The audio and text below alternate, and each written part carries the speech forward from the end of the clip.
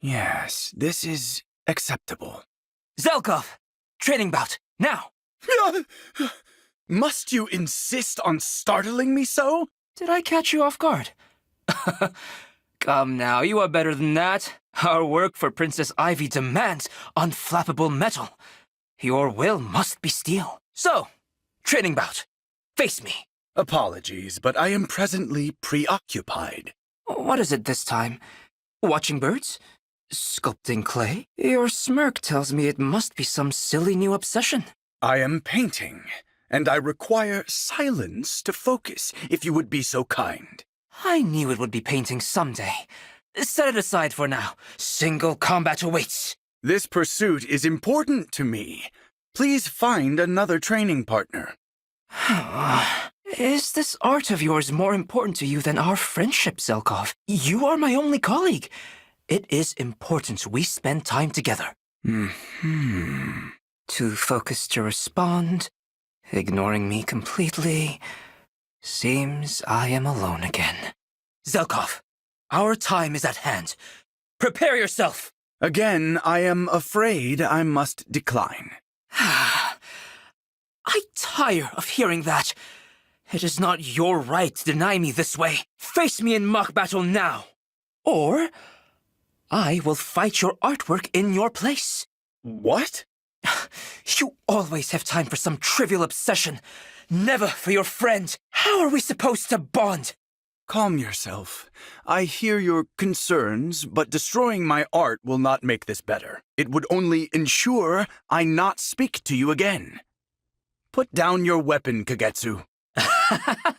What about this is amusing to you? This tense mood. Do you feel it? It is as if we are rivals, destined for conflict. At last, you are taking me seriously. If you will not face me as my friend, then at least you will do so as my opponent. Enough. What? Standing down already? Does your art mean so little to you after all? I have seen your eyes. You lack the conviction of a killer. You are a child seeking attention. Child? How dare you? Leave me. This is a genuine warning. I get no say in this at all, do I? Zelkov, it is now time for me to stop challenging you. It does not matter anymore. You seem less than pleased about it. I know that you dislike me. Dislike you? What makes you say so? Come on. It is clear you and Princess Ivy both care little for me. It makes me sad. I wanted to be friends. Friends? You are a fool. I had meant to wait until Princess Ivy was present to reveal this, but here is what I have been painting. What is this? My completed work. The three of us. You, Princess Ivy, and myself. You included me. Why? Princess Ivy intended this as a gift for you. To celebrate. Celebrate what? The day she and I met you. Have you forgotten? Today is the anniversary of that day. Oh.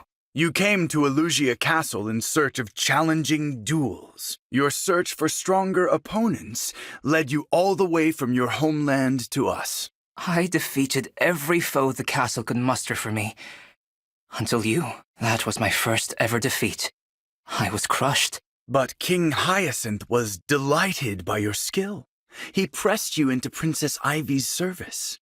You and Princess Ivy had such looks on your faces. You were both so displeased and so angry. You had just cut your way through every castle guard for reasons we could only guess at. Yes, it must have looked bad to you. I am sorry for that. I was indeed rather angry at the time, but all is forgiven now. Princess Ivy has forgiven you as well. That is why she now celebrates the day we met. You are important to her. Zelkov. Thank you. Are you crying? No matter. I was about to go find Princess Ivy. Perhaps you would accompany me? I will wait here. I don't want her to see me this way. Do not concern yourself about that. Princess Ivy might actually approve of seeing this side of you. Do you think so?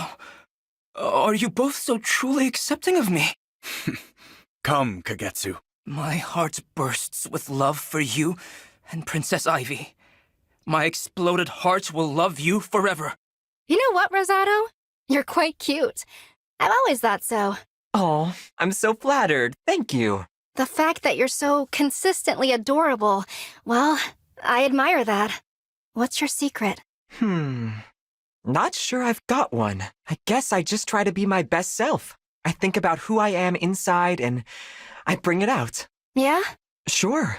Appearances matter, but true beauty is what's inside. Even the most fashionable ensemble is useless if you don't feel it. You've got to believe in you. So that's why I'm not cute. There's something wrong with what's inside me. What? Lapis, you're gorgeous. No, I'm not confident at all. Really, there's a lot that I'm self-conscious about. Like the fact that I eat grass and shrubs. Or that I'm so dang strong. I didn't catch all that, but I can tell by your face it's serious. This really matters to you. Whatever it is, why don't we talk it over? I'll gladly lend you an ear. Really? How kind. I appreciate that. And I appreciate you. Come find me anytime. Hey, Rosato. Can I ask you something? It's about what we discussed the other day. Sure.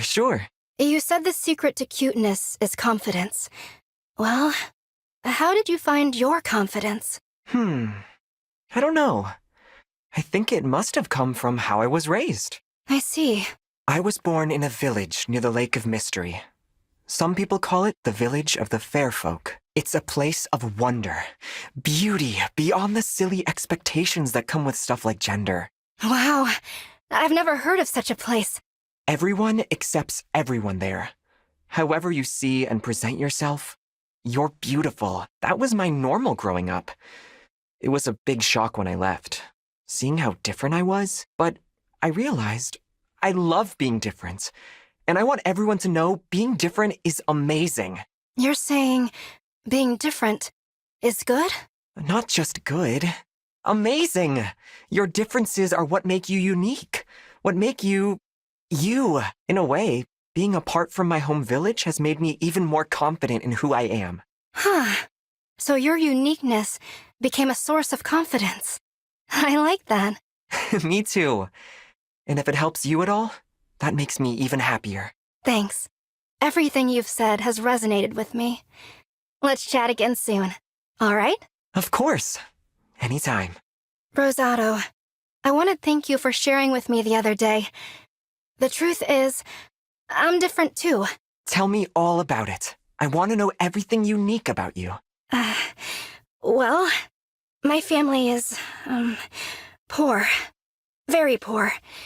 It's always made me feel like an outsider. Just being poor would be one thing, but I also like wild plant life and I'm scary strong. I end up kind of fixating on my weirdnesses. That makes it hard to feel confident. None of this sounds bad to me. You know tons about plants. You're super strong. That's great. When you put it that way, they almost do sound like positives, but... Still hard to talk about sometimes, though, isn't it? Yeah. If it'll help, I'll give you an embarrassing truth of my own. I've always admired you, Lapis. Wait a second. You admired me? Yup. Even from the time we were enemies back at the Grand Crossing. You were swinging that huge sword around. You were so powerful, so stylish. I remember thinking how jealous I was. How I could never do something like that. Really? Really. How did you get so strong anyway? Is it all from your training? No. It's because I fought off a lot of bears back in my hometown. Bears? Well, I guess we can say your strength goes all the way back to where you came from. Yeah. I guess you're right. Thank you, Rosato. Hearing you say all that, I'm feeling much more confident. One day I'll be able to say with pride, I am who I am because of my hometown. Maybe not anytime soon, but someday. I think that's a wonderful goal. When the time comes, you can announce it with the flourish of that huge sword. Of course. I'll get an even bigger sword so you can't possibly miss it. Ah, Mavir, do you have a moment? I'd like your help with an experiment. Sir Lyndon, of course. I will help however I can. I need you to take this ear of corn and throw it up into the air. What sort of experiment is this? I'm going to blast the corn with L thunder and make it explode. By my calculations, this will cause its kernels to pop evenly, making for an immaculate snack. This seems ill thought out. Well, you know what they say. No risk, no reward. No snack time. I suppose the most likely risk is that you might pop instead, and not evenly at that. Then I must decline. What? Oh, come now. Haven't you learned that you should always help your elders? Have you not learned to never cast L thunder near other people outside of battle? You argue like an elder yourself. I am more than happy to help with any and all experiments. However, I will not risk my life for corn. My apologies, Sir Lyndon. Oh, very well. I suppose snack time is postponed. For now. Sir Lyndon, you dropped something. Oh, how clumsy of me. Thank you, Mavier. This is the likeness of a young woman. She is quite beautiful. Ah, I heartily agree. This is a drawing of my late wife. Oh, your wife, Sir Lyndon. She wasn't just beautiful. She was kind, loving, and the best friend I could have asked for. It's been some time since she passed, yet my love for her continues to grow. Ah, how I wish I could see her smile once more, taste her cooking again. It hurts to see you sad. If there is anything I can do... Do you mean it? Oh, what a wonderful offer. Thank you, Mavier. Now, take this corn and hurl it skyward.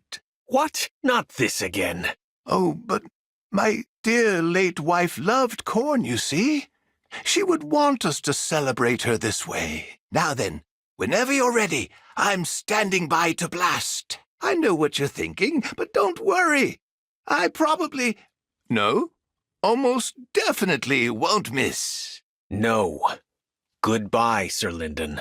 Mavier? Mavier, wait! You still have my corn! Sir Lyndon, is all well? Is that your wife's picture? You've caught me in a vulnerable moment. How embarrassing. A man my age should know when to let go of the past. Quite unbecoming of me. There is nothing at all embarrassing about having a deep love for your spouse. Ah, you're right, of course. We raised 3 children, you know. They're all grown now, living their lives. They have their own homes, their own families. It's become difficult to gather all of us together. The further we grow apart, the brighter my memories seem to shine. More and more, I find myself looking backward rather than forward. I'm not sure how to change that, or if I should. Having memories you enjoy looking back on is proof of a life well lived. My own life knows more regrets than happiness. Ah, but you are now free to carve out a new life. One more fulfilling than my own, perhaps. Thank you for the kind words, Sir Lyndon. Think nothing of it. Now, do you find yourself in the mood for experimental snacking science? I should have known. You speak of regrets? Never tasting L Thunder popcorn would be most regrettable indeed. It is my understanding that I have a fulfilling life ahead. So be true with your aim. Huzzah! Let the experiment begin! Excuse me, Lyndon.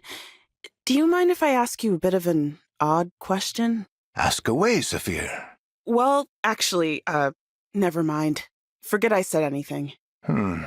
You seemed quite solemn about it. Whatever it was, there was pain there as well, as though something weighs heavily on your heart. I think you should go ahead and come out with it.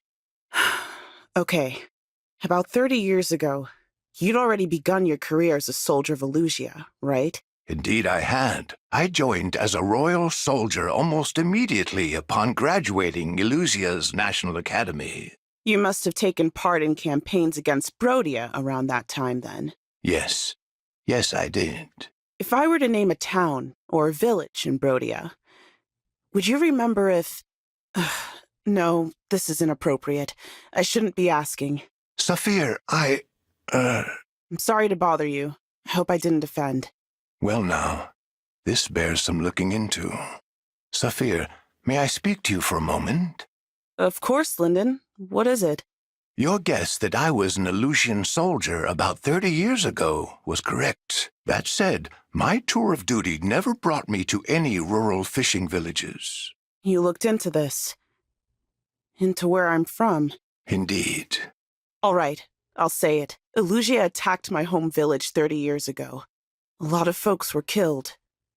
My parents included. It's not that I'm on a revenge quest or anything.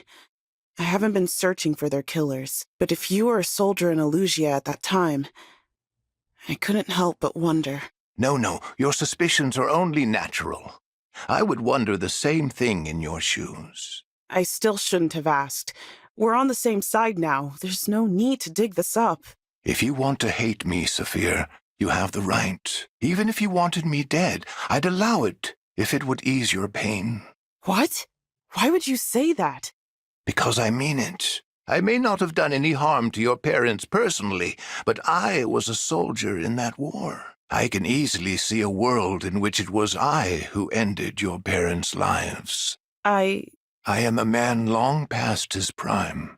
I'd happily go to my end if it would bring you relief. And although words can change nothing now, I do apologize. I am truly, profoundly sorry. I can't do this. Excuse me. Oh dear. Now that is how you fillet a fish. I must say, you handle the fillet knife splendidly. Lyndon. It's quite something to see such a large fish gutted and cleaned in a matter of moments. No, not really. Any kid growing up near the water can do the same by about 7. I see. Saphir, about our last conversation. Anyway, you've got perfect timing. I was just about to sear this fish. Want to lend me your magic touch? Come on, do the honors. I would be glad to, but... Our earlier conversations weighing on you. I'm afraid so. I cannot deny that I took part in the war that cost your parents their lives. I would understand completely if you held a grudge against me. With all due respect, Lyndon, drop this before I lose my cool. I'm sorry? My problem isn't with you. It's with the war. If I held grudges against everyone involved, it'd never end. I've seen enough to understand that. I suppose, but... I mean it. You're not doing me any favors taking on that burden. You're right. I see now that I was being entirely foolish. Not entirely. You've shown you care. That means something. Now, are you going to sear this fish for me or what? We've got hungry folks waiting. Then there's no time to waste. No more apologies. I've got bigger fish to fry. Sir Lyndon, is something troubling you? I'm loath to admit it, but my lower back has been giving me terrible pain lately. For all my training as a royal knight of Elusia, I suppose there's no defeating old age. What nonsense. You are a sage of no small talent. I would say you haven't lost a step. You're right that my mind is as sharp as ever, but physically, my decline has been just dismal. You're no spring chicken yourself, you know. Can you really say you're as fit as ever? I will not pretend that I still have the stamina nor the reflexes of my prime. But what I have lost in that regard, I have been rewarded in experience. Nothing is gained moaning about your age. Do what you can with the body you have. Very astute. I should take a page from your book. I may be getting on in years, but damned if I'll let the youth run rings around me. There you go, Sir Lyndon. Well said. Part of me wants to rest and relax in my twilight years, but you've convinced me to squeeze just a little more blood from this aging stone. Problems, Sir Lyndon? I found a very intriguing tome. With what's in here, I may be able to develop a whole new type of magic. That does sound interesting. What sort of magic? You won't believe this, but it's a spell to restore one's youth. Surely such a spell could not actually exist. Could it? It's still theoretical for now. I can't promise I'll get results, even if I work out the particulars. But if I succeed, we could fight just as ably as our young comrades. I'm no slouch even as I am, but if I had my youth back, I'd be a terror on the battlefield. And never mind the war. Magic like this would change society as we know it. If I make any headway here, I promise that you'll be first in line for the spell. What you describe is a dream come true. Yet I believe I shall decline. Why is that? Don't you want your lost youth back? I said before, I am satisfied to do what I can with the body I have. I pass on what I have learned to younger folk. The world needs mentors as much as warriors. All right. I commend you for sticking by your principles. But if my work pans out, I wager you'll be singing a different tune. I suppose we'll see, won't we? Sir Lyndon, how has your work on rejuvenation magic gone since last we spoke? The experiment failed dismally. I chalk it up to an error in the tome that first piqued my interest. A spell to restore lost youth sounded too good to be true. And so it was. I see. How unfortunate. Honestly, I found myself a little relieved. Why is that? I have been rewarded in experience. The world needs mentors. As I set up my experiments, I recalled many times what you'd said to me. In my younger days, I learned so much of what I knew from the guidance of my elders. The idea of a world without such mentors in it began to frighten me a bit. Then, too, growing older and losing my skills as a knight taught me a few things. Perhaps it's only at our age that we become capable of filling those roles. Ah, you have finally seen the light. A shame there was no one to drill such sense into the scribe of that failed spell tome. The error was quite shocking when I realized. Still, I reaped a bit of an unintended benefit. Oh? Do tell. Do you notice anything looking at me? You do seem a tad more sprightly than when we last crossed paths. Very perceptive. In the course of my work, I did discover a minor ritual that helped ease my back pain. Thanks to that, I feel fit as a fiddle. Is this true? Do I detect a hint of interest? Has a certain someone's back been bothering him? I was reluctant to admit it, but yes, you have the right of it. Well then, stay very still, Vander, and I'll prepare the ritual for you as well. After all, mentoring the younger generations will be easier if you're in shape for it. Leave it to an Elusian sage to find success even in failure. You flatter me, sir. Now, let's show those fresh-faced soldiers what a few old fogies can do. Louis! Are you peeping again? Pardon me, Pandreo, but I would never do anything so gauche as peeping. I prefer to think of it as observing from afar. Oh, well, excuse me. That's nothing at all like peeping. Whatever, bud. If you get bored of not peeping, you're welcome to party hardy with me. Party hardy? Yep, you and me can let our hair down and do some good old-fashioned male bonding. Male bonding. I've wondered lately if that may be something worth observing firsthand. Well, what do you know? Serendipity. Quite so, Pandreo. I would be exceptionally pleased to accept your invitation. Let the two of us explore all the ways in which two men may grow ever closer. How is it you make everything sound suggestive? Anyway, I'm glad you're on board. Though you should know I take my partying seriously. We're gonna shimmy and swing till dawn so you can forget about sleeping. I shall match you measure for measure, Pandreo. Ow, ow. Ooh, that's smart. We may have partied hardy a bit too much last night, wouldn't you say? Yeah, I tell you, after so much carousing, I have a headache and an everything else ache. For all that, though, I enjoyed myself. It's nice to go out with the guys every so often, isn't it? I'm glad to hear you say so. That makes this full-body migraine worthwhile. I find that hard partying does give one an appetite. Do you like grapes, Pandreo? Sure, I like them all right. In that case, I'll fetch some pastries. The filling was made with grapes from my hometown. Oh, so it's a local delicacy, huh?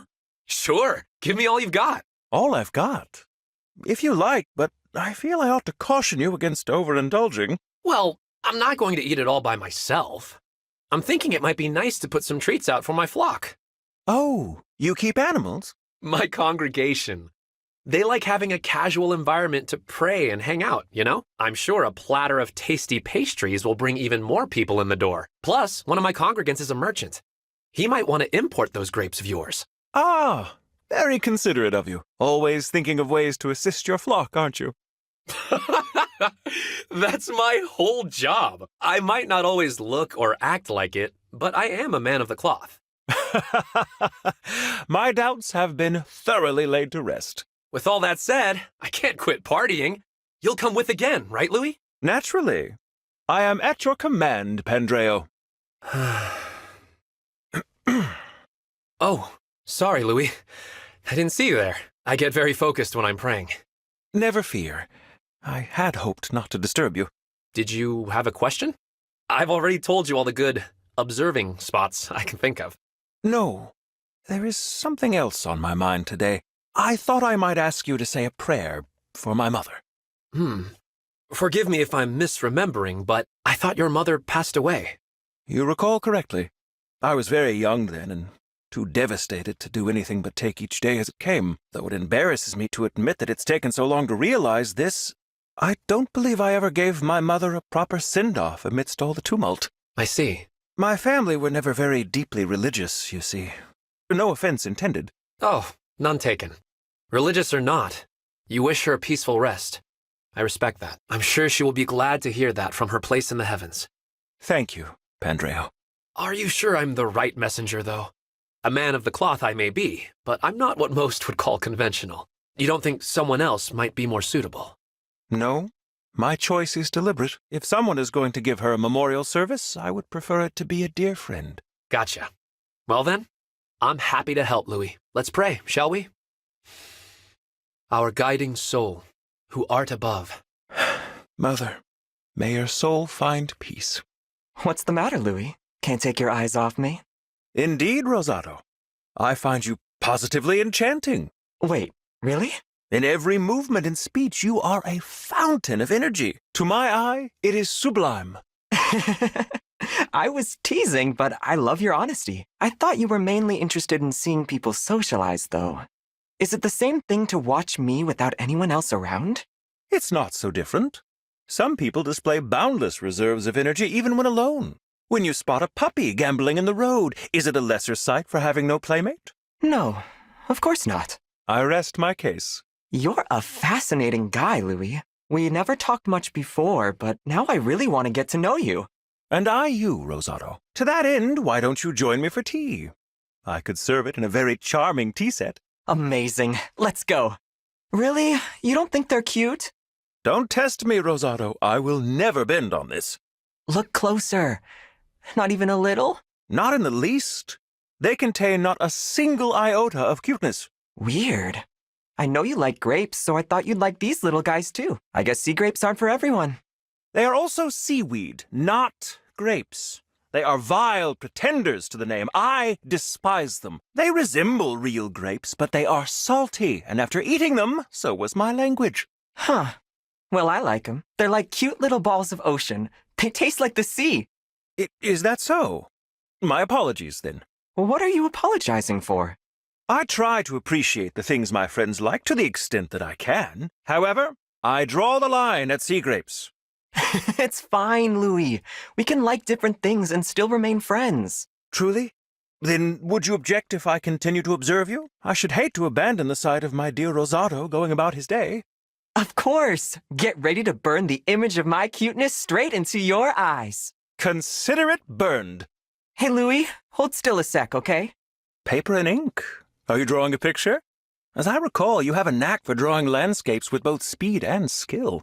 Yup, my not-so-hidden talent. But what is your subject here? The scenery around us is somewhat drab. You silly. I'm gonna draw you. I want a picture of you and me together. I'll add myself later. But wouldn't a simple self-portrait be much more attractive on balance? I should think so. Maybe, but that's not what I'm going for. My own cuteness isn't important for this one. I beg your pardon? I want a picture with you, Louis. I want a way to remember my friend when he's not around. Why, Rosado, how sweet of you. I try. Would you mind if I wore a mask? A mask? Just because it's not all about looks doesn't mean I don't want to draw your face. It was only a suggestion. Keep your suggestions to yourself. Everyone else blushes and does what I say. Why are you the difficult one? Forgive me, I'm happy to be part of your art, of course, but it's also a bit embarrassing. I'm not, cute. Let me stop you there. You're absolutely cute, especially when you're embarrassed. This is just a little memento for us to look back on, that's all. If you don't want it, that's fine. But picture me, years from now, an old man, desperate to remember my dear friend Louis. Very well. For the sake of my friend and his passion, I shall accept my fate. Thank you. Okay, hold still a minute. This won't take long. Someday we'll want to look back on this moment. Now we'll have the perfect visual aid. If I must endure this to commemorate our friendship, then I shall do so gladly. Hello, Saphir. Would you like to join me for tea? Tea? Yeah, no thanks. I'm not the best company for small talk right now. Better find someone else. You do seem more solemn than usual today. You noticed that. And invited me anyway. Why? Well, tea can be quite soothing, you know. Or maybe you're just nosy. Still, thanks. For noticing, I mean. What is on your mind exactly? Nothing important. I didn't get a lot of sleep last night. Bad dream.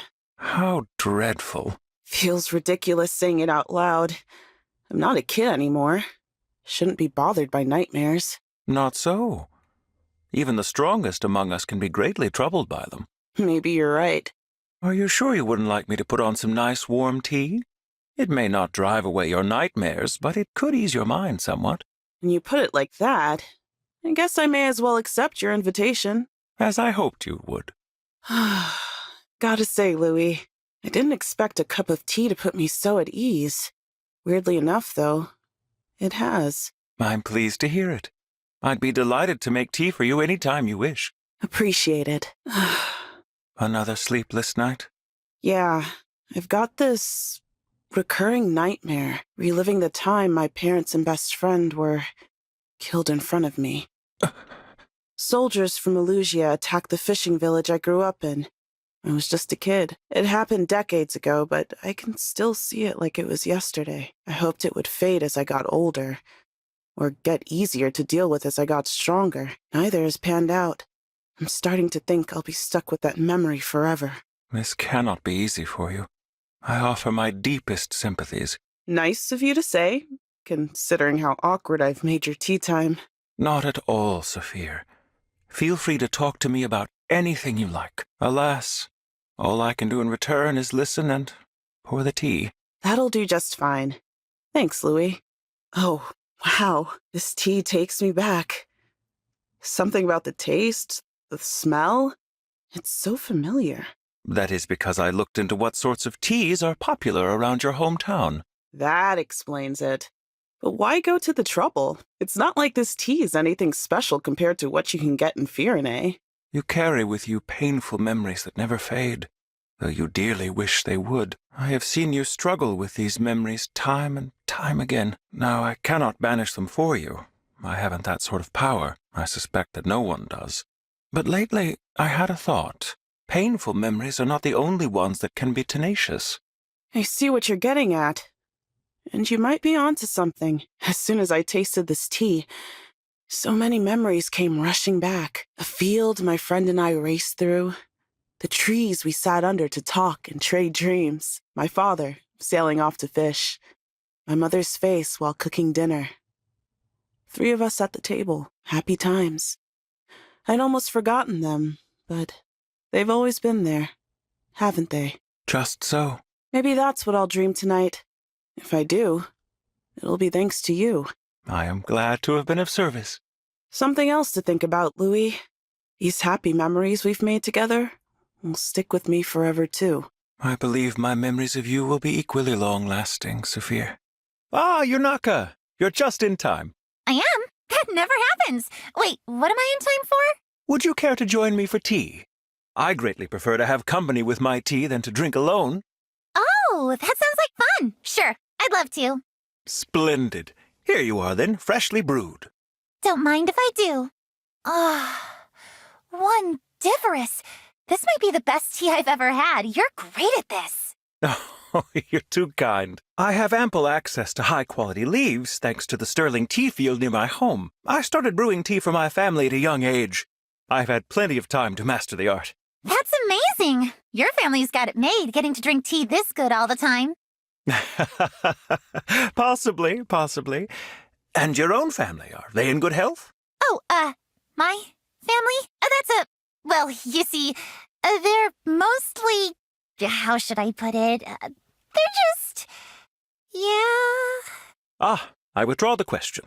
I'm curious, Yunaka. Have you ever tried sugared grapes in your tea? Grapes? In tea? Sounds weird. Is it good? I shall prepare some for you. I hope you enjoy it. It's my hometown's speciality. How exciting! Thank you, Louis. Oh, think nothing of it. I prefer to take my tea with smiles whenever I can. Louis, hey, hi! Hello there, Yunaka. Have you had a windfall of some sort? Your smile is especially radiant. Oh, gross. Cut the sweet talk before I start puking rainbows. Listen, I got you something. Just a little, thank you. Look! Oh, my. One look is enough to tell me that these tea leaves are very fine indeed. I expected nothing less from the master. You've used so many leaves on me, I'm worried you'll be a tealess husk if I don't give back. So, I know it's not much, but I hope you'll accept the donation. It's for a good cause. I am all too happy to accept your gracious gift. I believe I'll brew them right away. You're welcome to join me, of course. Are you sure? I don't want you thinking I got you tea just so you'd brew it for me. Tea is better with two. I enjoy our bracing conversations almost as much as the tea. Right. Conversations. I do enjoy chatting with you. So much so, I kind of worry I might slip up. Meaning? Huh? Oh, I just remembered I have a thing I gotta do, or else, yeah, so next time. Ah, that is unfortunate. I confess I was looking forward to spending the whole time talking about myself. You were, planning to spend the whole time talking my ear off about yourself, huh? Yes, I'm just in that sort of mood today. Oh, well, if that's the case, I can set my thing aside, as a favor to you, I mean. I'm a great listener, so you can feel free to hold nothing back. Tell me absolutely everything. Splendid. I shall put on a pot of tea for us at once. No way! You're yanking my daggers. That can't be a true story. It can be, and it is. During my knighthood examination before the Firenese royal family, I treated everyone to tea. I showed promise as a tea connoisseur, which factored directly into my gaining the position. I know you're great at it, but how is brewing tea even relevant to the test? In their search for a retainer, it seems they prize domestic skills and martial prowess. Lucky for you, you're the best. You had the competition tripping over their saucers, surely. Why, thank you. Honestly, Louis, I could listen to your stories all day long. They're that good. But I feel a little bad you're always going out of your way on my account. How do you mean? You go out of your way to do all the talking, so all I ever have to do is listen. I'm sure you've realized by now, but I prefer it that way. I don't like talking about myself. It had not escaped my notice. If I had to do it, I'd be forced to get evasive and lie to you. I don't like lying to my friends. That's why it's better if I don't say much about my past, or about myself at all. Well, I see nothing wrong with that. Even putting our pasts aside, I believe we two can understand each other fairly well. You think? So long as we have tea and a friend to share it with, we can discuss whatever we please. Besides, I'm rather loquacious myself, so it's nice to find someone willing to listen. Listening can be a bit draining, so I thank you for humoring me in that regard. Aw, Louis. If you feel you must contribute, we can discuss our countries, our friends, the future, anything. Are you sure you won't mind being friends with someone who never talks about her past? Ever? Of course I won't. I am friends with you as you are. Whoever you may have once been is no issue. Now then, if we are to keep this tea party going, I must brew us another pot. Thank you, Louis. Why are you staring at me? Greetings, Zelkov. I asked you a question. I meant nothing by it, I assure you. But if you have the time, might I invite you to join me for a cup of tea?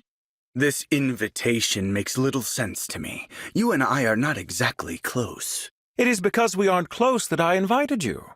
I should like to get to know you better. Dispense with the pretense, please. What is it you want? My dear Zelkov, I have no ulterior motive here. I merely thought we could bond over tea. Regrettably, then, I must decline. What a shame. I suppose I'll have to put away my specially made soothing tea. I do not understand you. Well, it's plain to see that you don't sleep much. I fail to see your interest in the matter. It doesn't impact me directly at all, but as your friend, I am concerned. This is going nowhere. Whatever your intentions might be, stay out of my affairs. My dear Zelkov, you'll find it will take more to dissuade me than that. Good day, Zelkov. Would you care to join me for a spot of tea? Louis, I am beginning to suspect you are attempting to spy on me. Very well. I shall be plain with my intentions. At last. By all means, proceed. I would like to take care of you, Zelkov. Excuse me? You see, I am the eldest of 4 brothers. My mother died early on, so I had a tumultuous upbringing in a house solely of men. With my father providing for the family, it fell to me to look after my brothers. My impulse to take good care of people remains strong even to this day. And you direct this impulse toward me? Indeed. You strike me as someone who wants looking after. Thus the incessant invitations to tea, I surmise. Quite so. In a way, I feel as though you could be one of my younger brothers. Ridiculous. I am older than you know. That matters little to me. I suppose it matters little to me as well, so long as you have no ulterior motive. I do understand the yearning an older brother feels to care for a younger one. Ah. Do you have siblings as well? Perhaps I do. In any case, your efforts are wasted. I have no desire to be cared for. I suspected you'd say that. Please forgive me for running roughshod over your own feelings on the matter. In lieu of an apology, I will accept a relaxing cup of tea. You possess leaves which help to impart a restful sleep, if I recall. Wait right here, Zelkov. I shall prepare it at once. Where are you going, Zelkov? Regrettably, I cannot stay for tea this time. There is work to be done. That's a shame. In that case, are there any chores I might take care of for you? I could have your place tidied by the time you finish your work. As I've told you, Louis, I have no desire to be cared for. You'll have to forgive me. I can't help but feel the need to look after you. I credit this instinct to your strong resemblance to my brothers. I had a younger brother. Long ago. Not only a brother, in fact. A family. They were killed. My condolences. I am uncertain exactly why, but drinking tea with you reminds me of them. It is painful to remember that what is lost can never be regained. But the tea is lovely. Ah, Zelkov. How foolish of me. Please forget what I've said. I will not, I think. I shall await your return with a freshly brewed pot of tea. Hopefully that will entice you to return. You are a strange one. But if you insist on waiting around for me, then the least I can do is enjoy the tea. I'll hold you to that. Now then, off you go. Farewell. Hello. Do you have a moment to speak? No. You must be Madeline. Yes, that's right. And you are Mavier. Yes. Um, Did you need something? Pardon me. I only wanted to say hello and formally introduce myself. Being from a different world, I'm sure I have much to learn about yours. But I'm pleased to make your acquaintance, and I look forward to fighting for victory together. Your warm greeting is noted. In fact, I was hoping you and I would have a chance to speak. Thank you for coming to me. Oh, no thanks needed. It's custom for a junior knight to greet her betters. Betters? I saw how you fought in the last battle, cleaving through enemy ranks with ease. It's clear to me you are a brave, capable knight. Well done, Madeline. Oh, thank you. That's very kind. But really, there's no need for such praise. I am a knight, sworn to protect my allies. So that's how you are. Wonderful. Apologies. You doubtless have many more people to greet. I will take my leave. But wait, Mavier... Oh, how strange it is, speaking to Mavier again. But am I imagining things? I got this curious feeling. It felt like he was looking at me, but speaking to someone else. Every last piece of equipment has been inspected.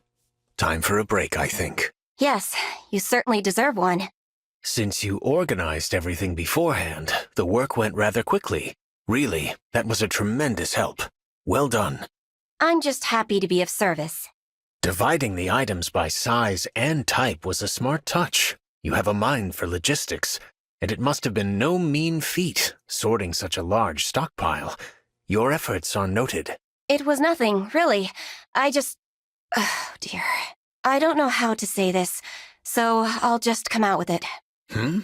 Is something the matter? You seem to praise me a lot. I appreciate the recognition, but as I've said, it's really not needed. Right. You did say that, didn't you? I may be imagining things, but when you praise me, it feels as if you're praising someone else. So, it's true then. You're not praising me. Not really. I am no one else's stand-in, Mavier. Right you are. Apologies. Without meaning to, I was conflating you with someone else. I suppose I wanted to give her what I had failed to offer before. Nonsensical as that may seem. Her? In any case, I apologize. I will endeavor to make it up to you. In time. Excuse me. Maybe I shouldn't have said that. After all, he's not alone in conflating one person with another. I am too. Now I understand why Lady Nell treated the Divine Dragon so coldly. I should try to see this Mavier as the person he is, not the person he reminds me of. Madeline. Mavier. Hello. I owe you an apology. I am sorry for making you uncomfortable. Nonsense. I'm the one who went too far. I had no right to criticize you for mixing me up with another person. After all, I was doing the same thing to you. You were? I... Apologies. I will say my piece first. That seems proper. I had not intended to tell you this, but it seems I must. The you of this world is dead. What? The person I conflated you with. Her name was Marnie. I fought by her side many times. She was a frank person who delighted in praise, and I failed to protect her. I watched her die. That's also what happened to you. I mean, the Mavier from my world. I failed to protect him, and he died. I guess you could say we lost each other. Yes. Still, I know you are not Marnie. I will not come to you for her forgiveness. And I will not give you the apology I owe my Mavier. Nor will I cry and cling to you and voice the feelings I'd meant to express to him. I'm just glad to see you're alive and well in this world, even if I'm not. I feel the same.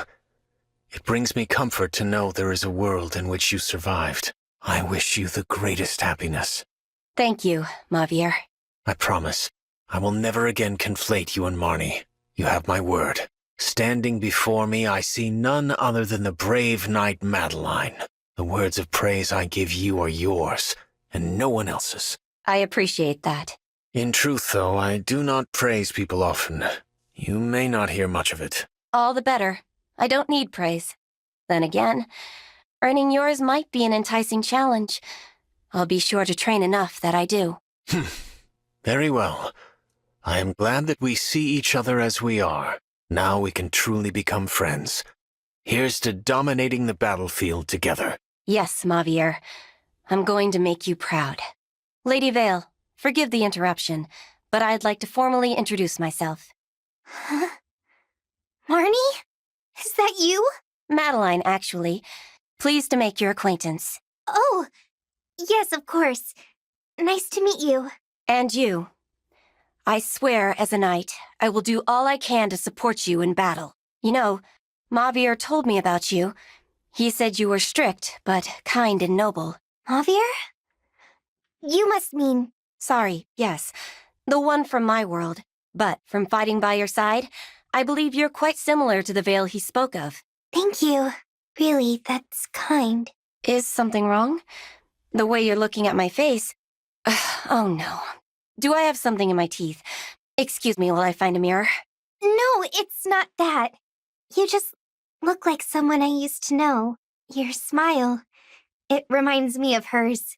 She had such a lovely smile. How kind of you to say so.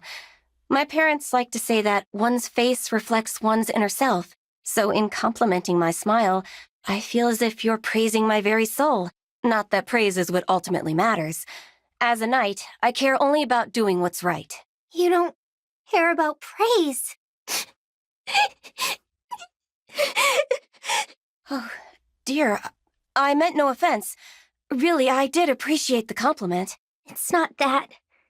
You've been perfectly kind. This is my fault. Please excuse me. We'll have to chat some other time.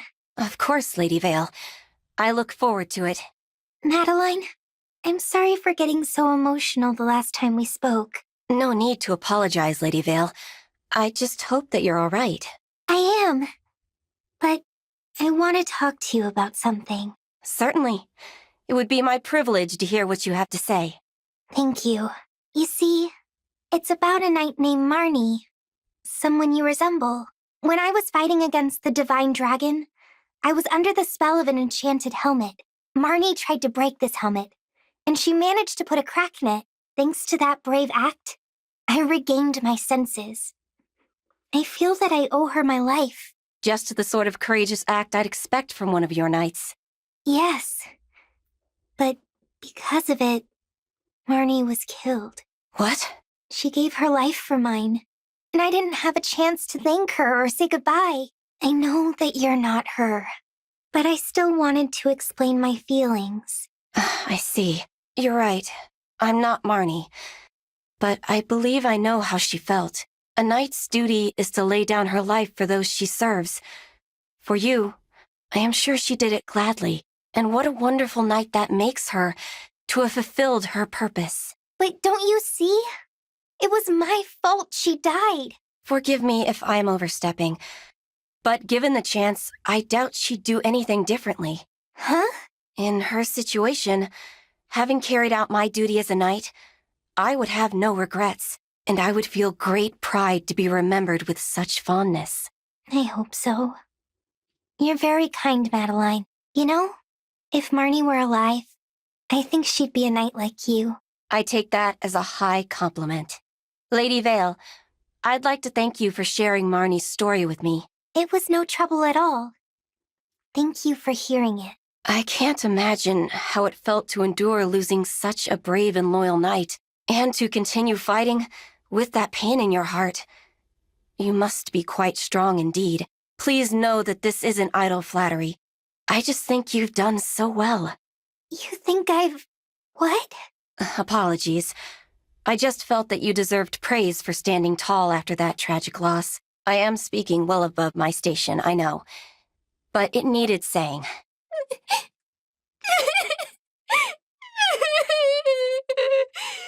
Oh, dear.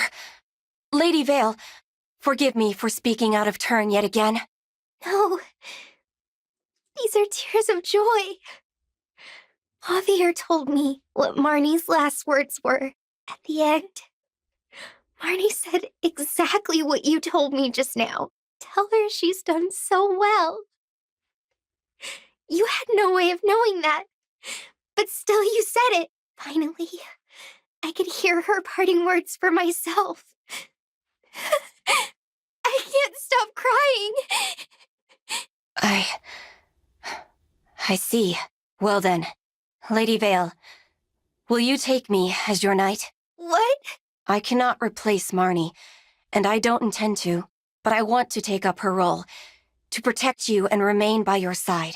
Oh, Madeline, I can't tell you how glad your offer makes me. But I'm sorry. I have to say no. Of course, I'm not strong enough. It's not that. You're a splendid knight. But you're not my knight. Marnie may be gone. But still, she will always hold that place for me. I wish I could give you a different answer. But that's how I feel. I understand. Marnie is lucky to have served someone with such a devoted heart. But instead of my knight, can I ask you to be my friend? Your friend? Yes. We can chit-chat, share laughs, see what the future holds. Together. I want you to be there when I become a dragon who saves the world. What do you say? I'm honored. Yes, I will gladly be your friend. I'm not sure how good I'll be at it, though. I haven't had much practice. To start, you can be a little less formal. If you have questions for me, please go ahead and ask. Otherwise, it's as simple as being there when we need each other. How does that sound? Perfect. It sounds simply perfect. How are you, Madeline? Are you adjusting to this world? I was uneasy at first, but I'll say I am feeling more comfortable on and off the battlefield. It makes me happy to hear that. Try not to push yourself too hard, all right? I'm concerned because, well, you often overdo it. Celestia, now that we're in this new world, I'd appreciate it if you stopped babying me. Really, there's no need to worry. I'm not overdoing anything. Well, I suppose I don't need to nag too much. There are others here also watching out for you. Yes, even the people of this world, despite my being new here. I'm grateful for their hospitality. It hardens my determination to work on their behalf and match their kindness. Look at you being so ceremonious. It reminds me of Mavier. Huh? I'm sorry, I didn't mean to... It's all right. You just caught me off guard. I won't deny that my speech and manners resemble his. He was my mentor, after all. After my parents' death, it was he who took me in and trained me for battle. I was so surprised when the two of you came to Lethos. I thought you were his daughter. Brother and sister I could see, but not father and daughter. Oh, dear. What time is it? As much as I'd love to continue reminiscing, I ought to go train. Let's pick this up later, shall we?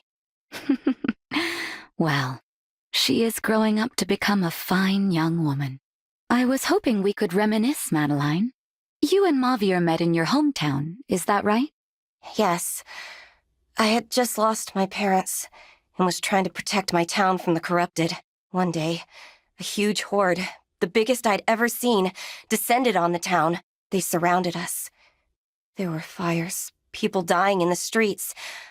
I thought I was doomed. Then, out of nowhere, a knight appeared. And that was Mavier. Since he bore the armor and banner of the Fell Dragon's forces, I thought him an enemy, but he cut down all the corrupted around me, every last one. And when I looked into his eyes, I knew with certainty that he was on my side. And so you were saved. Then you traveled together to where I was. You lost your parents, your hometown. I was worried by how depressed you were back then. Yes, it's embarrassing to think on now. Even my memory of going to Lethos is fuzzy. If not for dear Mavier, I would have surely died en route. He saved my life many times. But you carried on. You're so strong now. It's like you're a different person. I have my mentors to thank. Mavier most of all. He taught me many skills. Having taken me in, he must have felt a duty to teach me. We trained together often, and I can't even count how many times he protected me from danger. Like at the temple. I know. I only wish I could repay him for all the ways he helped me. You realize you gave Mavier something too. Something immeasurable. He was always telling me how happy he was to have found you. Happy? He said that? He really did. You can feel good knowing you brought him happiness. You supported him, too. He watched you grow and learn with the proud, loving eyes of a father. Oh, it seems we've circled back to the father-daughter talk. Still, I'm honored by his words. Thank you for sharing them with me. I believe Mavir is still watching over you, even now. In that case, I'll have to redouble my efforts to become a knight worthy of his respect. I'm going to go train. But let's talk about you next time. All right? Celestia, I did all the talking last time. Now it's your turn. What brought you to Lethos? That is an old tale indeed. It happened long before we met back in our world. Over 1,000 years ago, when Queen Lumera was still alive, Sombron laid waste to the Mage Dragon's village. I barely escaped with my life. I thought I might find refuge there, since Mage Dragons also lived in those lands. What happened then? I found much more than just refuge. Divine Dragon Lumera and her child welcomed me like family. We chatted, went on walks, and ate meals together. My wounds were able to heal there. Yes, I know the feeling. Then Queen Lumera lost her life, and the young Divine Dragon took her place. I served the throne for the 1,000 years of peace thereafter. When Sombron showed signs of returning, the Divine Dragon was distraught. That's a surprise. Outwardly, the Divine Dragon always seemed calm, if a little aloof. Was it around then that Lady Nell and Lord Rafal, came to Lethos? Yes. At first, I found it difficult to accept them. I even attacked them when we first met, intending to kill them, of course. You what? The Fell Dragon had taken so much from us, and they were his children. It was instinct. But the Divine Dragon accepted them with a smile and said to me, "Please support these two going forward, no matter what happens." No matter what happens. Foreboding, isn't it? It was as if the Divine Dragon knew something I didn't. Perhaps the fact that Lord Nil was lying about who he was. We may never know for sure. No, sadly not. After that, the Four Winds came along and, well, you know the rest. So, did you like my story? Very much. It was fascinating. I'm glad to finally know your history. I see that Lethos was a place of healing and growth for you, as it was for me. And we're going to continue growing here. Since we both arrived at the same time, we can walk this path together. Absolutely. Let us face each battle, each challenge, without fear. And then, when this war is over, we can once again reminisce together. I can't wait. It's a promise we will revisit when there is peace again. Mind if I pray with you? I fight alongside you, yet it does not mean my faith in the holiness of the Fell Dragon is lost. You are a cleric of the Divine Dragon. It would be improper for us to pray beside one another. We believe in different things, but we're both men of the cloth. Why sweat the details? The details are what bind us to our faith. It is unconscionable that you would consider your vows to be nothing more than details. Tell me something. What were you praying for just now? We live in an unhealthy world. Prayers for peace are required. Well, what do you know? I was about to pray for the exact same thing. The content of our prayers is the same, even if the gods receiving them aren't. I have never met a cleric who thinks as you do. Me neither. Very well. You may pray next to me. Good. Come on. If both of us pray for world peace, they'll have to make it happen. Hey, Mavir. It's been a while. Want to grab a bite somewhere? No, thank you. Oh, okay. Got other plans? No. Well, then come on. You need to eat, don't you? We can talk about things. I have better ways to spend my day than further discussion of our religious beliefs. What if we discussed our hobbies or childhood stories? The stuff normal people talk about. You would waste time speaking of trivialities when there is suffering in the world. Last I checked, clerics are allowed to take a break every now and then. And while we rest, suffering continues. I must remain dedicated to my cause. Uh-huh. How about, just for a lark, you mix things up today? Do things my way. Come on. Those suffering people will still be there in an hour, I promise. Your humor lands on deaf ears, Pandreo. Still, I will share a meal with you. This one time. Huh. That was easier than I expected. I know just the place. It's gonna be great. So, what do you say? It was kinda nice to relax and break bread together, wasn't it? The company was, surprisingly, as wonderful as the food. I understand now how you think. It is important to relax from time to time. Didn't I tell you? In that case, let's eat together tomorrow. I am sorry, but no. What? Why? Because it is your turn to experience my approach to life. Huh? I shall teach you the art of devoting yourself entirely to helping others. Well, you did try my way. I guess it's only fair that I try your way. Who knows? Maybe I'll learn something. But after that, you better come eat with me again. I agreed to only the one meal. Now I'm thinking we should switch off. My way one day, your way the next. And on forever. Exactly! Now, let's join hands and pray again for world peace. You are persistent. There. Now all that remains is to pack these up and put them away. Greetings. Do you require any assistance? Thank you, Lord Rafal, but no. The tools are now neatly organized. You are planning to sort the weapons next, are you not? Perhaps I can assist with that. You need not trouble yourself. It seems you have something on your mind. Can I assist you somehow?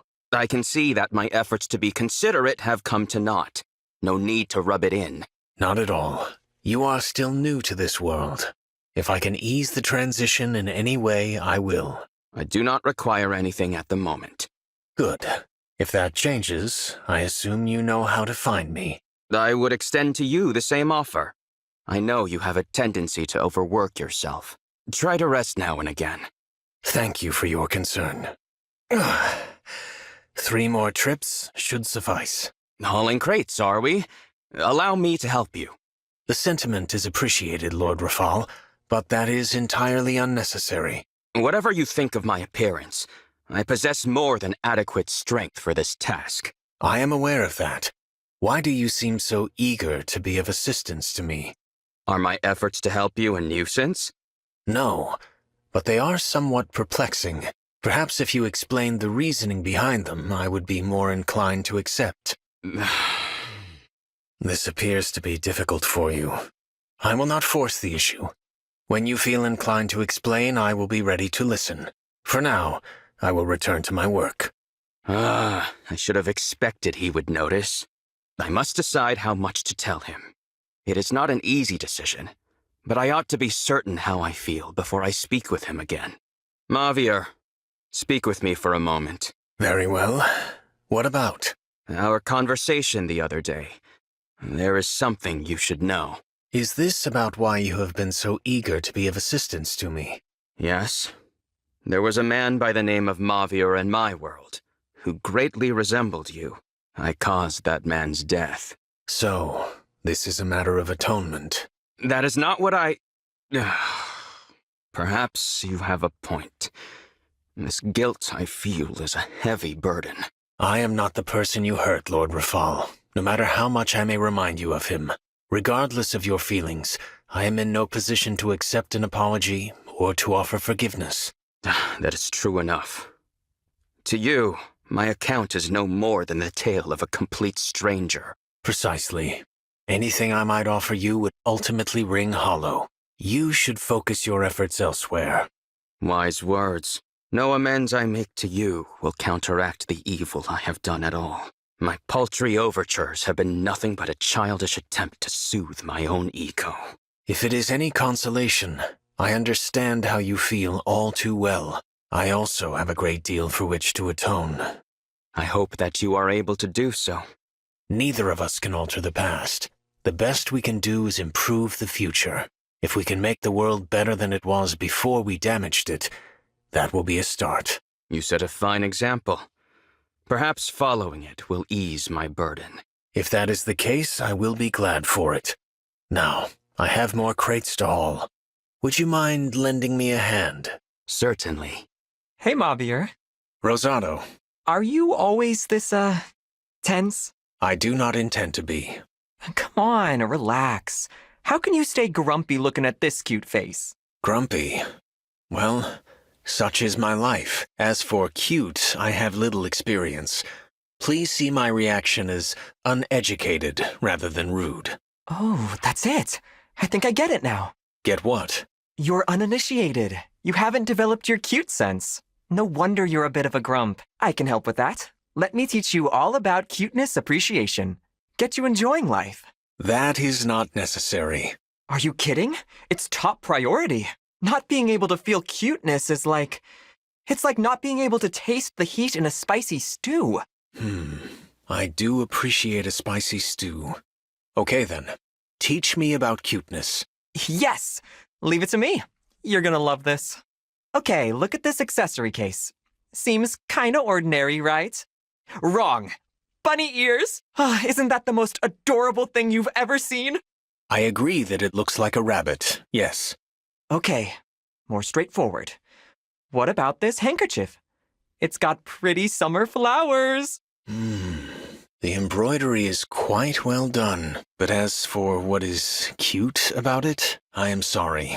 I cannot see what it is you want me to see.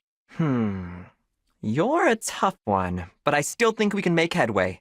Let's get down to basics. Think of a time in your life when your pulse was racing, when your heart fluttered. Fluttered. You know. It's so cute. I can't stand it. If I must look a moment longer, I fear I will die. Like that. Oh, I know. My heart did flutter when I was struck by an enemy's poisoned arrow. There's nothing cute about poison. I am sorry. I do not think I can learn the ways of cute. As a child, my education by worshippers of the fell dragon was a time of great suffering. Their brainwashing did not work, yet I was left with absolutely no connection to cute. I do not believe I am capable of learning its meaning now. Mavier, don't give up. My apologies. I must be going. Hi, Mavier. Rosado, have you come to lecture me again on cute? I thought I made my stance clear. You did.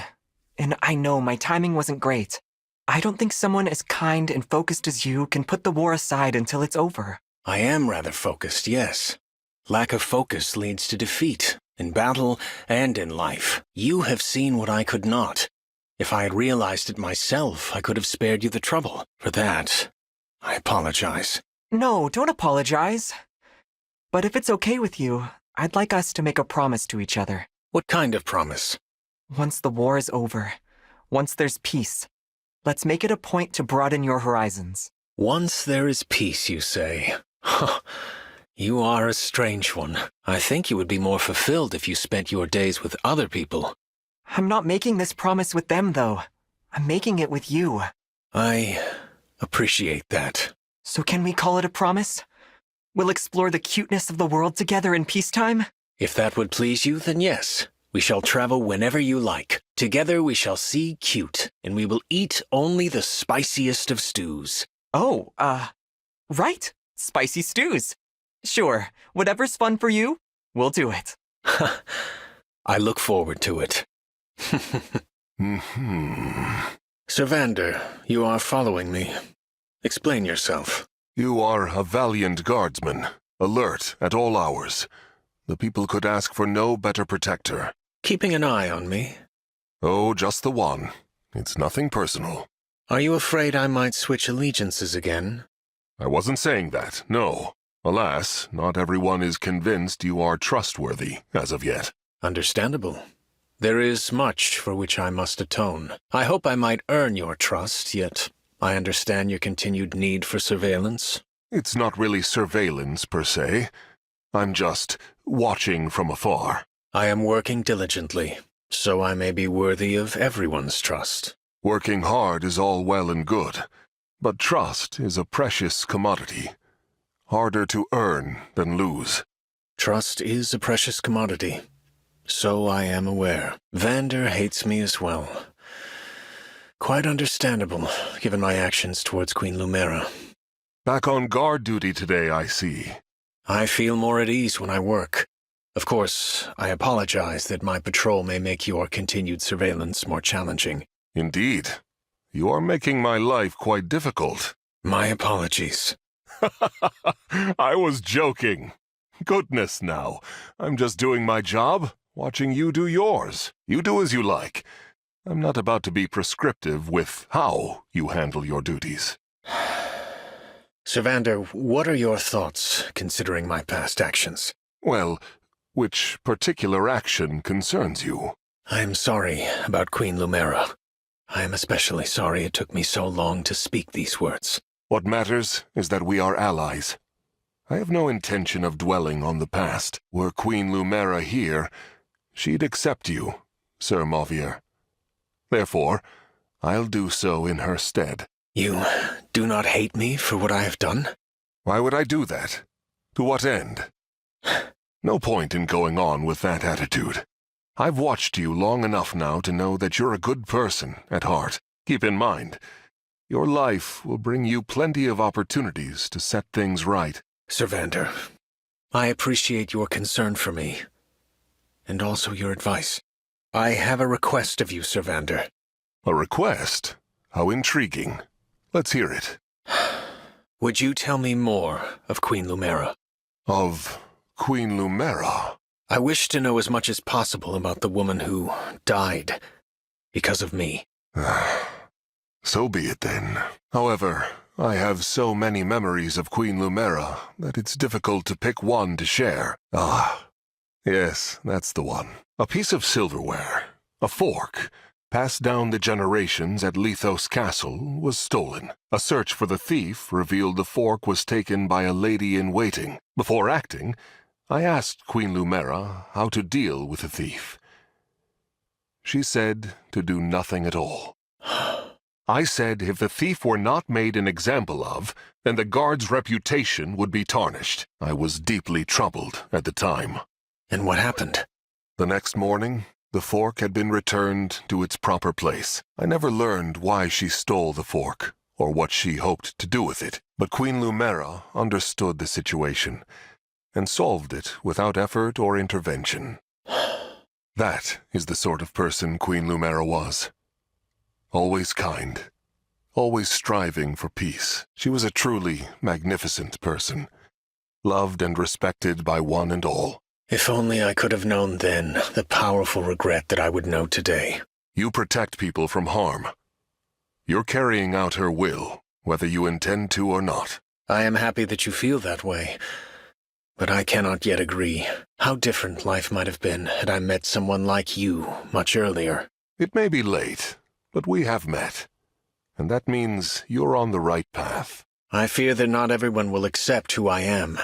Yet I swear to earn their trust as I have earned yours. It is my duty to do so. For the Queen. Can I speak with you for a minute? What do you need? Nothing, per se. I just thought it might be nice to chat a little.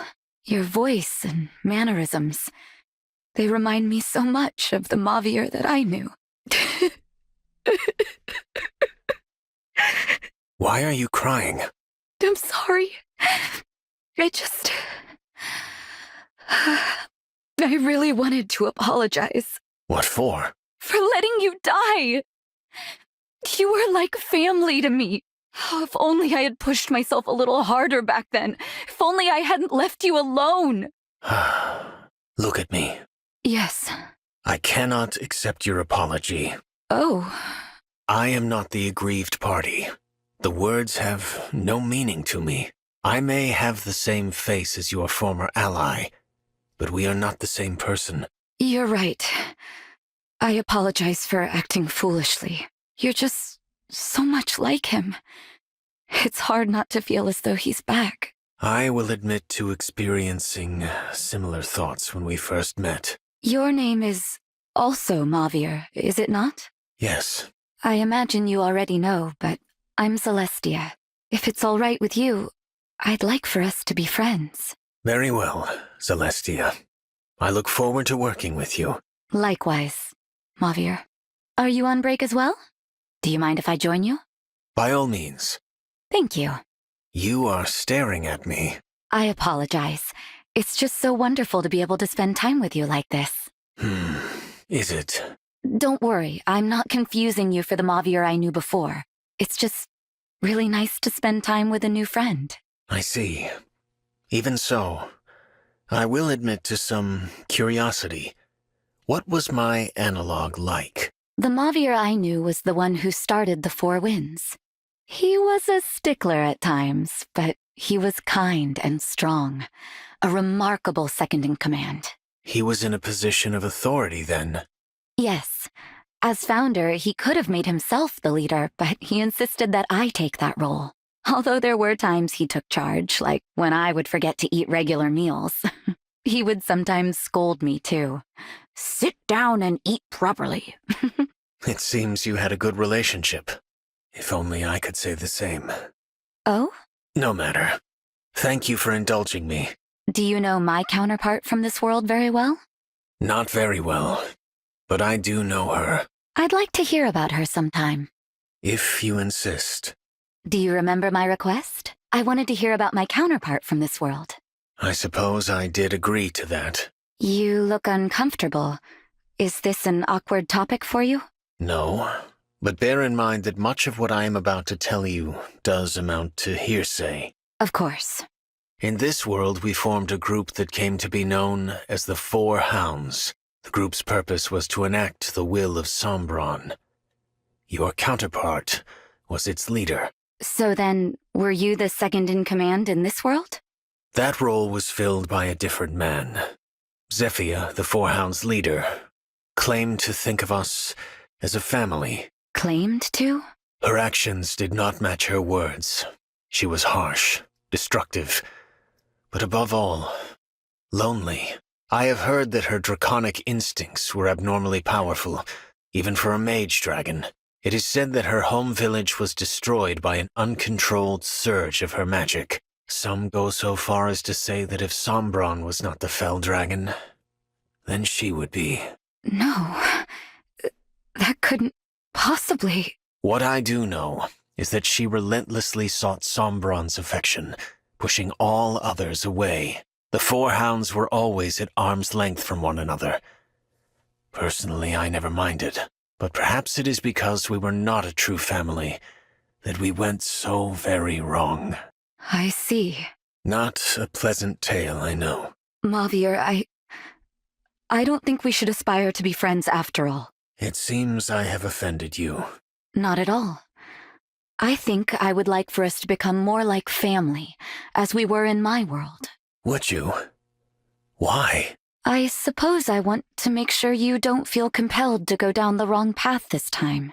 I know we're strangers now, but building strong bonds can help make you feel like you belong. This is indeed rather sudden. The heart is drawn to those who need it most. You really don't understand this, do you? Perhaps I do not. But if we are aspiring toward a familial bond, I suppose I can make an effort to try. Thank you, Mavier. Let's agree to support each other. I'm excited to get to know you better as a family. I look forward to it as well, Celestia. All right, it's time for our daily singing practice. Today we'll run through the princess's latest composition, Expect a Trifecta. We need to have a performance ready in time for our next rehearsal with her. Performance ready, you say? Yes. Something wrong? You seem down. In truth, I am. I overheard something that bothered me greatly. Uh-oh. What was it? Someone called us the Racket of Solm. Oh, the racket is our singing voices, I take it. That was my understanding as well. Ouch. Well, growing up, people always told me I was a terrible singer, but the princess praised my singing voice as unique, so guess I thought I improved. It was the same for me, to the letter. Suddenly it seems like we've got our work cut out for us. Perchance we should sing more quietly? That might be a good idea. Then let us begin, post-haste. A 1, a 2, a 1, 2, 3. Hey, what's the scuttlebutt? The what? You know, our singing practice the other day. Were there any complaints? No reason to fret. I have heard nary an ill word. Phew. I was worried about that. Wait, no. This is all wrong. What do you mean? Singing quietly so nobody calls us names? Surely we can aim higher than that. There's no escaping it. We have to get better at singing. Yes, quite right. To hide our voices in shame. We sully the good name Tamara. If the boss learned of this, she would weep with embarrassment. No, No, I couldn't live with myself if I made the princess cry. Nor I. The question is, how to improve. Maybe we should ask the princess for advice. You think so? But this time, we get serious feedback. None of that unique wolf dung. A grand idea. By all means, let us press for the full, unvarnished truth. The princess's singing advice proved a bit, challenging. Indeed. Marin, take all that oomph and hold it right under your belly button. Mystifying. What is oomph, and how does one hold it? The funny thing is, I kinda get it now. When I focus on the spot right below my navel, my singing voice does get steadier. Though her counsel was nigh inscrutable, you followed it well. Commendable. Thanks, Panette. And remind me, what was it the princess told you? She said, "You're at a wah wah wah. I need you at a D D D." I was dizzy with confusion. Dizzy, I say. But when I tried to put her advice into action, something unthinkable happened. It worked. Perfect. Now no one will even think to call us the Racket of Solm. Certainly not. All across the queendom, we will put smiles on faces. Instead of holes in eardrums. At this rate, we may soon be ready to put on a concert. A concert, huh? Our listeners will be so mesmerized that they'll call us the Sirens of Solm. Ooh, that would be incredible. I want people to call me a siren. Now I'm all a-quiver. Let us resume practicing. Toot sweet. I agree. We have to get Expecta Trifecta ready for showtime. Yes, we'll combine our voices into an angelic harmony that does the boss proud. Ah, Rosado. This was always meant to be our fate. I know. This had to happen. The last thing I want to do is fight a friend, but our destiny is inescapable. Agreed. We have no choice but to battle it out, here and now. Fair and square. Let's do this! Cool versus cute! The superior style wins! You're a devoted student of cool, while I've dedicated my life to the pursuit of cute. A twist of fate brought us together. And now it's up to us to decide which force is stronger. So, here's what we're going to do. You find the cutest object you can. I find the coolest object I can. Then, the big reveal. We show these objects to one another. And whoever's heart is most captivated loses. You're on. I'm gonna bring something so cute your heart will explode. Do your worst. Whatever incredibly cool object I bring, it's going to blow your mind. With that out of the way, let the captivation competition commence. The battle to determine the superior style. Cool or cute. Cute or cool. It's on, Rosado. You ready? You bet I am. This is the moment your heart is stolen away forever, Marin. Hit me with whatever cute object you brought. I'm ready. Feast your eyes on this! What's that? A drawing of some sort? Oh, no. Take a closer look. This is a drawing, to scale, of none other than the Northern Illusian miniature woolly hare. What? No! The Northern Illusian miniature woolly hare is so tiny and so fluffy and so adorable! Look at it! Mm-hmm. I happened to come across the little one, so of course I took the chance and sketched. And in such detail! Oh, you know how much I adore rare creatures. I hate to admit it, Rosado. Your cute drawing has captivated my heart. Looks like I win the day. Not so fast. You haven't seen what I brought. It's an ornamental hairpin. And there, inlaid among the filigree, is a detailed wyvern design. Oh no. Oh no! Oh! It's the coolest thing I've ever seen! I know what a big wyvern fan you are. Your heart didn't stand a chance. I mean, look! Each and every one of its fangs has been painstakingly crafted. The craftsmanship is over-the-top magical and over-the-top cool! Cool! Cute! This contest is a stalemate.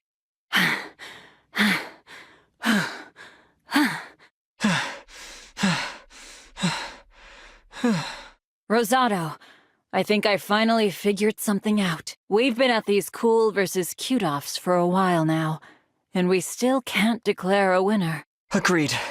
There's no resolving this. You've won me over with every single cool thing you've brought. The same goes for me.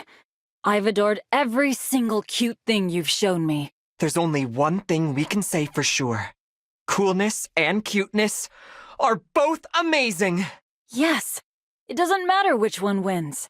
What matters is both are great. I'm sorry I dragged this ridiculous competition on for so long. What do you mean? It was totally worth the effort. Now we know that coolness and cuteness measure up equally. Hold on. What is it, Marin? You were very cool just now, Rosado. Many times cooler than I've been lately. Ah, I could say the same about you, you know. But with your cuteness, your satisfied smile every time you got me, that was so beyond cute. Thanks, Rosado. So, how about this? Let's just keep mastering our own, individual, equally amazing styles. I like it.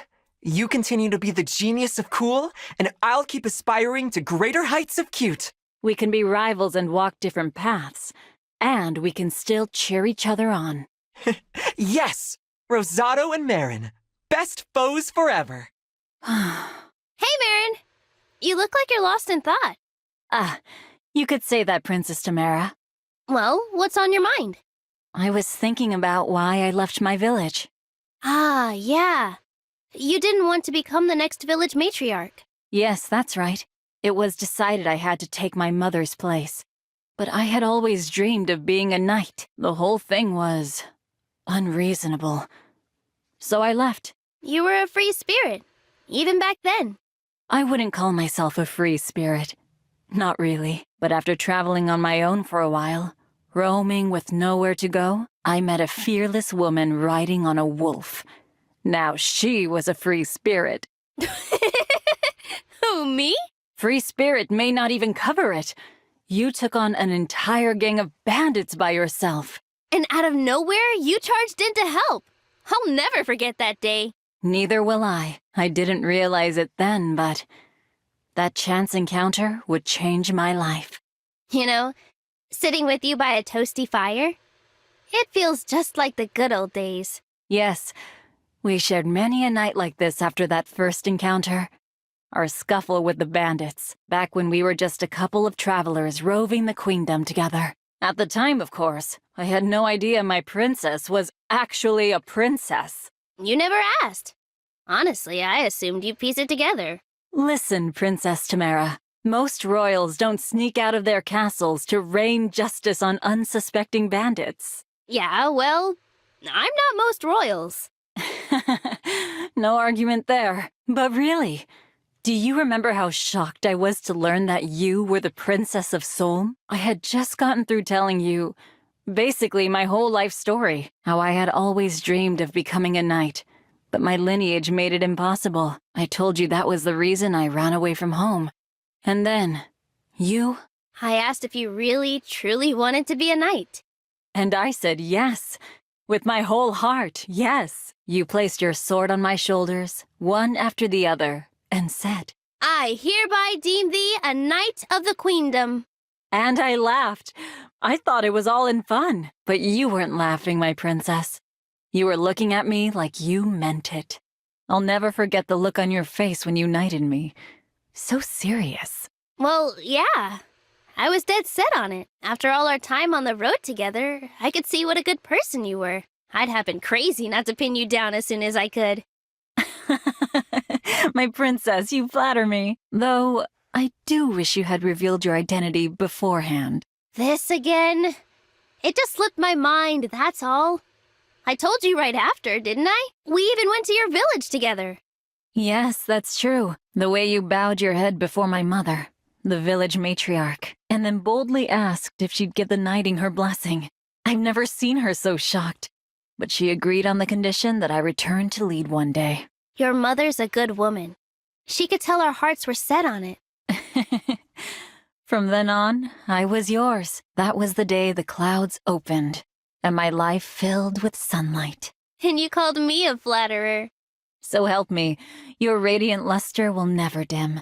That, my princess, is why I devote myself wholly to your service. Thank you, Marin. I hope you'll stay at my side, now and forever. My knight in shining armor, my friend. Dragon, dragon, dragon! You are a real dragon! Do you know how cool that is? I mean, how cool you are? So cool! I am a dragon, but I'm a fell dragon, not a divine dragon. Aren't you afraid of me? Not at all. Honestly, I'm just so happy I have this chance to talk with you, Lady Vale. Oh, I see. It's just strange because most people are frightened of me, or dislike me. Well, I'm from a small village, so I can't help but admire unique people and unusual things. And I could never dislike a being I admire as much as I do you. I am unique and unusual, I suppose. I'm sorry. Does it bother you that I approached you like this? No, I don't mind. I think perhaps you are unusual in your own way, aren't you? Me? Unusual? You could say that, I guess. That makes us the same, doesn't it? Oh. I'm so sorry, Lady Vale. That was awfully presumptuous of me. I shouldn't have said that. No, it's fine. I was just a bit surprised, to be honest. I'm happy you thought I might be similar to a human, Marin. Why don't we be friends? Two unusual people who found one another. Ah, you are so incredible, Lady Vale. I'm filled with wonder every time I look at you. Your hair, your skin, the way you carry yourself. Perfect. I mean, you're a dragon, so of course. I suppose. I do what I can with my own appearance, but I can't come anywhere near your level of cool. As a dragon, do you have to put effort into looking good, or does it just happen naturally? I don't think I do anything special. I don't really know much about that stuff. You look this cool without doing anything special? Dragons are so incredible. Marin, I wonder, do you only find me cool because I'm a dragon? Oh, no, Lady Vale, not at all. I think you're cool because of who you are. I really do. But I have to ask, do you feel ashamed that you're a dragon? Yes, of course I do. My whole life people have hated me because of it. That's not your fault. That's their fault. They hated you without really knowing you. But I must have some bad qualities for people to hate me that much. Nobody is perfect. Nobody. And you can't change the fact that you're a dragon. You have to embrace who you are and what you are. You're a dragon, and that's wonderful. Wonderful? Exactly. Dragons are unusual and unique and wonderful. You should take pride in that. You are very convincing. If you believe it, then maybe I can try to believe it too. Marin, thank you. What? Why are you thanking me all of a sudden? You told me I should take pride in the fact that I'm a dragon. I'm not sure I can truly see it as a positive thing yet, but everything you said makes me think that I might feel good about it. One day. So, thank you, Marin. Lady Vale. Marin, what's wrong? I'm all right. I'm just so happy you feel that way. I can't help crying. I will never forget this moment as long as I live. It's okay. You don't need to make a big deal out of it. Oh, you are unusual, aren't you? The both of us. What an unusual pair we make. Yes, we do. That's it. I've made up my mind. From now on, I'm going to help you figure out what's so great about being a dragon. No one loves dragons more than I do, so that makes me the perfect person for the job. I'm going to find you so many reasons why being a dragon is cool. I'm so excited. And I'm so glad you're the one to help me with this. And just like that, I've already found one reason. You are kind. And all those experiences you had during your long life as a dragon made you kind. I see. Now you're making me blush. Oh, this is just the beginning. I'm going to find you 100, no, 1,000 reasons. You'd better prepare yourself, Lady Vale. Okay, I'm ready. You know, for the first time, I might actually be looking forward to life. And it's all because of you, Marin.